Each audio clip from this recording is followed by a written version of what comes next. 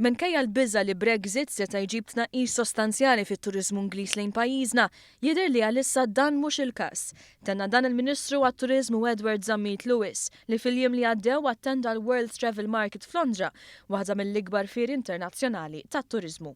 U rajna li fil-fatt l-impatti huwa wieħed biex ngħidlek negliġibbli, kollox għadu jidher pożittiv, is-sena d-dieħla għandna t-target tagħna li naqbżu iż-2 miljun turist maġġorment b'turiżmu Ingliż u allura nista' ngħid li overall kienet pożittiva.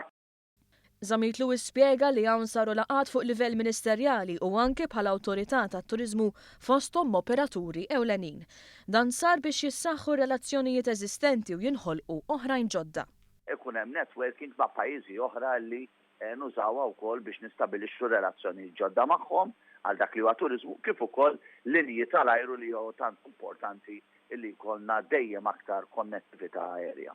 Barra minn hekk f'Londra Zammit Lewis kien magħżul u ħasem f'diskussjoni ewlenija flimkien mal-Ministri tat-Turiżmu tal-Eġittu u l-Indja li flimkien iddiskutew aspetti ta' turiżmu u sigurtà.